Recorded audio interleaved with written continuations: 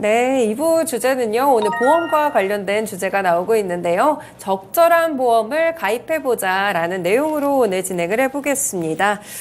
보험. 상당히 일단 듣기만 해도 여러 가지 보험들을 사실 가입을 해야 되기도 하고요. 근데 그렇다고 해서 보험비도 장난이 아닌데 다 가입할 수도 없잖아요. 그래서 이제 앞서서 저희가 개인연금, 퇴직연금, 연금에 대해서 알아봤으니까 이번 시간에는 보험에 대해서 좀 알아보겠습니다. 네, 보험 어떤 것부터 좀 생각을 해볼까요? 네, 보험은 아무래도 이제 앞으로 다가올 불확실한 위험에 대해서 네. 좀 대비하는 차원에서 이제 보험들을 많이 가입을 하시는데요. 진짜 우리가 또 살다 보면 한 치 앞도 모르는 게 인생이라고 그쵸. 하잖아요. 네. 특히나 작년 같은 경우는 이제 굉장히 큰 폭우가 오면서 차량들이 침수가 되고 뭐 지하 주차장까지 물이 쌓이기 시작하면서 침수 차량에 대한 기사가 굉장히 많이 나왔었거든요. 근데 대부분은 뭐 이제 운전자 보험이라던가 자동차 보험은 뭐 기본적으로 가입이 되어 있는 상황인데 자차 특약에는 사람들이 그렇게 많이 가입을 하고 있지 않는 분들도 많습니다. 근데 네. 그때 이제 자차 특약이 없었던 분들은 침수 차량에 대해서 보상을 받지 못했었거든요. 그러면서 진짜 어떤 상황이 올지 모르니까 좀 만일을 대비한 보험들은 가입하는 게 좋겠구나 이런 생각을 그 당시에도 좀 많이 하게 됐었는데요. 또 뿐만이 아니라 우리가 진짜 예상치 못하게 갑자기 내가 아픈 경우도 있고 또 우리 부모님이 아픈 경우도 있는데 이때 보험에 가입되어 있지 않으면 그 어마어마한 치료비를 감당하는 것도 사실 굉장히 부담이 됩니다. 그래서 우리는 보험을 통해서 어느 정도 불확실한 미래와 위험에 대입하는 것이 좀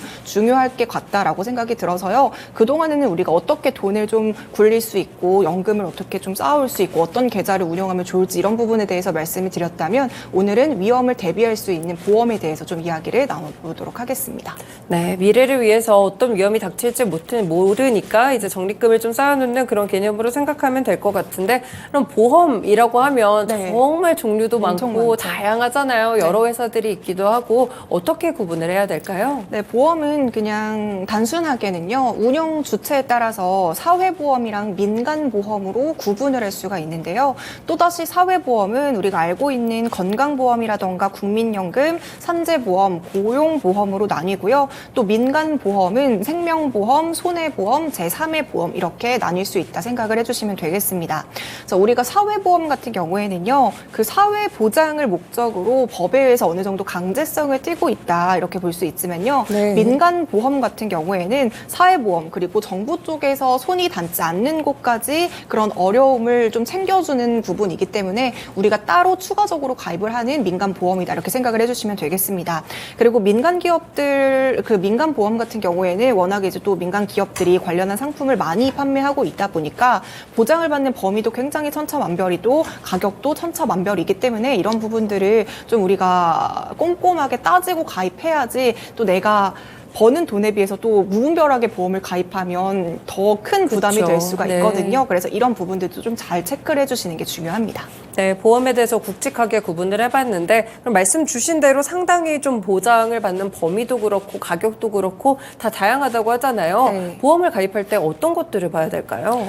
보통 사회초년생 분들은 그 보험에 대해서 아직 크게 막 중요성을 인식을 하지 못하는 경우도 많거든요. 네. 워낙에 아직 어리기 때문에 내가 뭐 큰 병에 걸릴까 이런 생각을 하는 경우도 많고 보통은 이제 어릴 때부터 부모님께서 뭐 미리 보험에 가입을 해주시는 경우도 많기 때문에 크게 보험에 대해서 신경을 쓰지 않는 경우도 많거든요.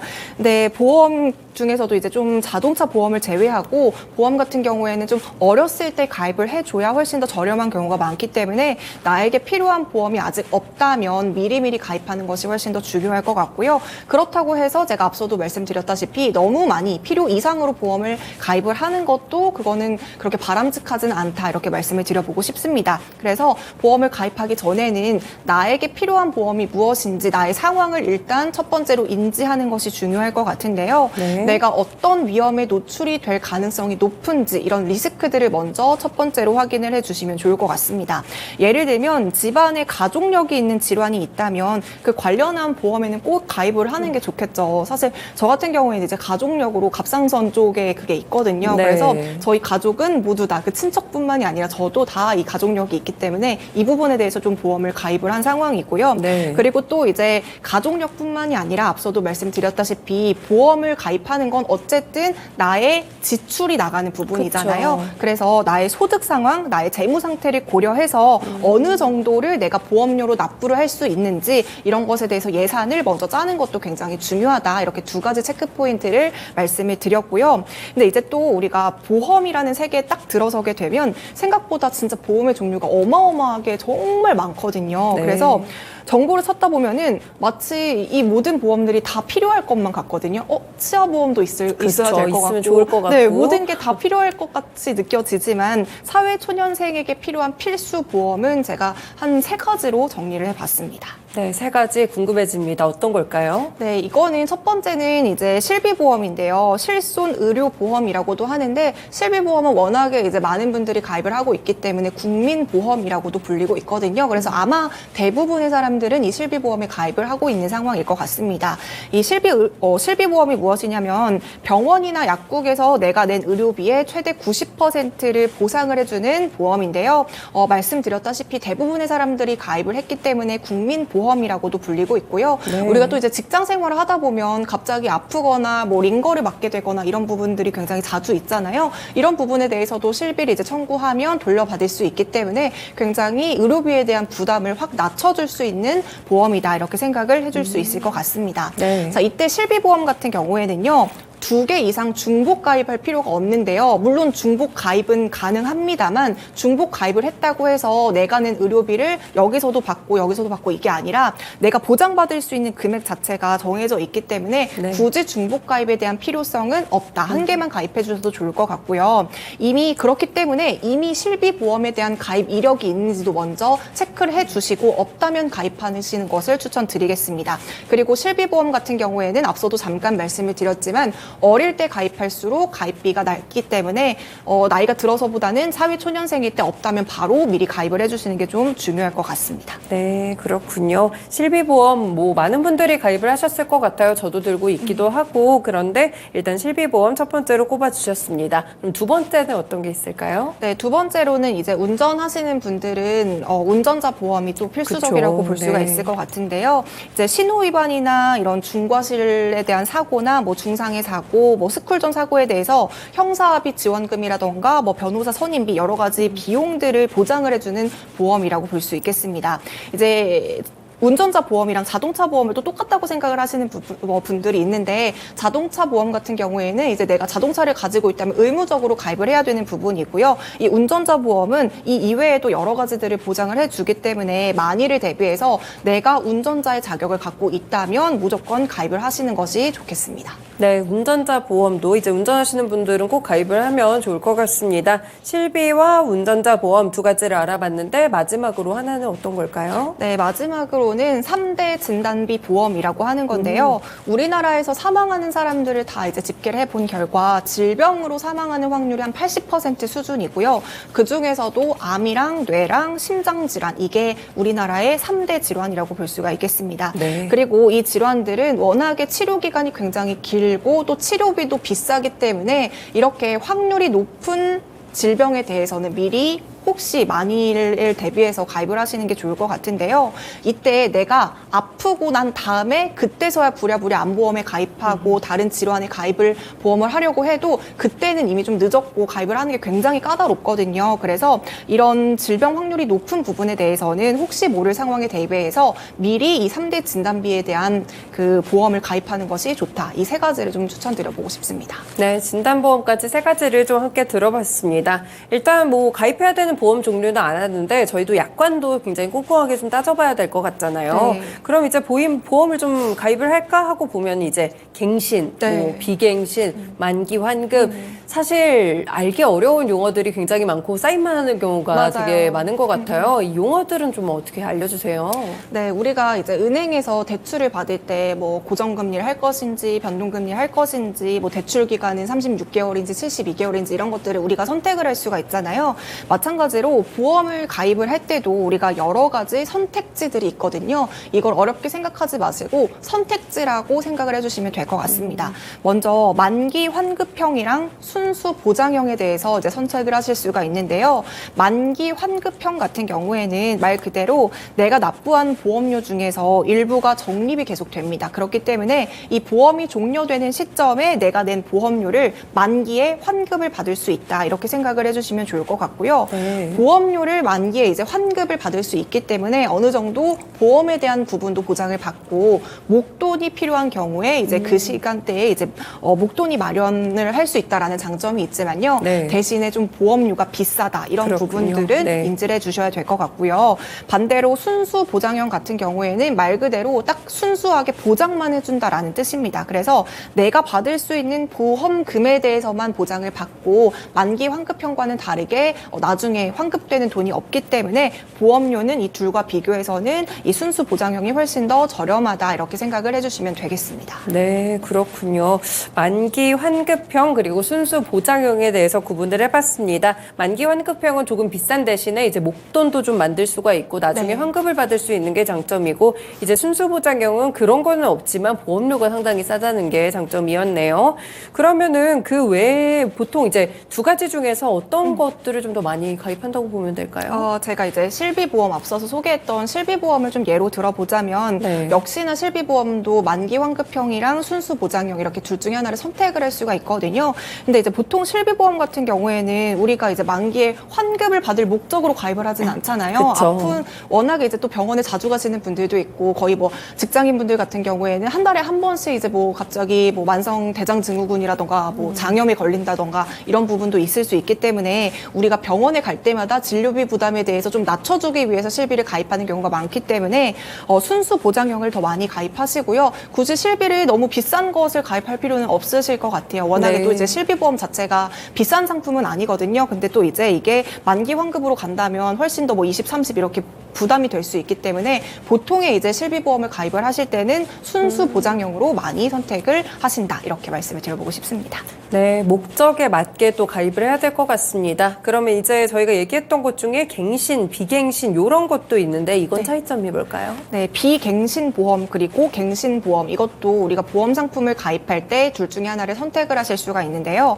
일단 비갱신형 보험 같은 경우에는 가입 기간 동안 갱신할 필요가 없다라는 뜻입니다. 따라서 이 초기 가입 시의 보험료는 굉장히 비쌉니다만 가입 기간 동안 보험료가 오르지 않고 고정으로 계속 보험료가 똑같다 이렇게 생각을 해주시면 될 것 같고요. 반대로 갱신형 보험 같은 경우에는 초기 보험료 자체는 저렴하지만 이게 네. 나이가 들고 계속해서 계약을 갱신할 때마다 보험료가 증가하는 상품이다 이렇게 생각을 해주시면 될 것 같습니다. 그럼 이때 또 이제 뭐 갱신을 할 것인지 비갱신을 할 것인지 뭘 선택해야 될지 잘 모르겠잖아요. 이때는 내가 이 보험 상품에 가입했을 때 총 가입 기간이랑 월 보험료 그리고 누적 보험료를 계산을 해보시고 내가 보장받는 그 진단금을 보장받기 위해서 내가 총 납부해야 되는 보험료가 어느 정도인지 이런 것들을 계산을 할 수가 있거든요. 그리고 내가 혹시 계산을 못한다면 설계사분에게 그걸 이제 뽑아달라고 했으면 그 내역서가 뽑아지거든요. 네네. 그래서 이런 것들을 좀 꼼꼼하게 따져보시고 계산을 해서 선택을 하시면 좋을 것 같고요. 이게 또 가끔가다 설계사분들이 본인에게 떨어지는 커미션이 많은 걸로 이렇게 추천해 주시는 그럴 수 경우가 있죠. 많아요. 네. 그렇기 때문에 이런 부분들을 꼭 내가 알고 미리 체크해가지고 나에게 유리한 걸 가입하시는 게 좋을 것 같습니다. 역시나 용어도 좀 배우고 사람이 좀 알고 있어야지 네. 이렇게 험난한 세상 속에서 보험도 잘 고르고 할 수 있는 것 같습니다. 그러면 최근에 이제 보험에 대해서 불안전 판매가 좀 늘고 네. 있다 이런 소식들도 들리던데 불안전 판매에 대한 그런 뭐랄까요 용어 정의도 좀 궁금하고요. 네. 그리고 이제 종신보험이 특히 좀 말이 많더라고요. 왜 그런가요? 이제 방금 제가 앞서서 잠깐 말씀해 드렸다시피 아무래도 이제 설계사분들은 어떤 좀 상품을 팔면은 그 중에서도 내가 인센티브를 많이 가져가는 상품들이 있거든요. 그 네. 중에서 하나가 또 종신보험이라고 꼽을 수가 있어요. 이제 종신보험 같은 경우에는 어떤 방식으로 불안전 판매가 이루어지냐면 무료 강연회라던가 뭐 스타 강사들을 이제 초청해가지고 이제 그 뒤에 약간 상품을 같이 껴놓는 방식으로 이제 네. 이루어지고 있는데요. 보통 이제 어떤 회사 같은 경우에는 신입사원을 대상으로 그 CS 교육이 이루어진 다음에 잠깐 이제 보험 상품을 소개하는 그런 시간들도 있어요. 그래서 이때 보험사에서 이 종신보험에 대해서 어떻게 소개를 하느냐. 종신보험은 말 그대로 이제 사망했을 때 받을 수 있는 그렇죠. 보험금이잖아요. 근데 그렇게 포인트를 잡고 말을 해주기보다는 확정금리, 저축상품, 목돈 마련, 연봉리, 자유로운 입출금 이런 식의 키워드를 강조하면서 보험 상품들을 권유하는 경우가 많습니다. 네. 그래서 저 같은 경우에도 사회초년생 때 이런 보험을 잘 모를 때 멋모르고 가입할 뻔했던 적이 있었거든요. 그러셨군요. 네. 이게 말씀드렸다시피 종신보험은 사망을 했을 때 받을 수 있는 보험이라고 생각을 해주시면 될 것 같고요. 절대로 저축상품이 아닙니다. 이거는 저축상품처럼 오해하게 말을 하는 거거든요. 그래서 최근에 이런 부분 때문에 금융감독원에서도 유니버셜 종신보험에 대해서 불안전 판매에 대한 민원이 굉장히 많이 발생을 하고 있으니까 이 보험은 저축이나 재테크 상품가 아닙니다. 이렇게 굉장히 유의하고 소비자 경보를 발령한 바 있습니다. 유니버셜 종신보험은 어떤 거길래 이렇게 소비자들을 오해하게 하는 건가요? 네, 종신보험은 사망보험금을 지급을 하는 상품이지만 여기 앞에 유니버셜이라는 단어가 붙었잖아요. 그래서 유니버셜 종신보험은 해지 환급금의 중도 인출, 보험료 납입 유예, 추가 납입이 가능하다는 특징이 생깁니다. 유니버셜이라는 말이 붙음으로써. 네네. 하지만 이 부분에 대해서도 그냥 유의사항을 제대로 말 안 하고 그냥 자유롭게 중도 인출이 가능하고요. 납입 유예도 가능합니다. 나중에 추가 납입하세요. 이런 식으로만 대충 얘기를 해주시기 때문에 오해를 하는 상황이 생기는 거거든요. 네. 근데 이게 보험료 납입을 유예를 하게 되면 그냥 말처럼 그냥 유예해도 되는가 보다 이렇게 생각을 하시는 게 아니라요.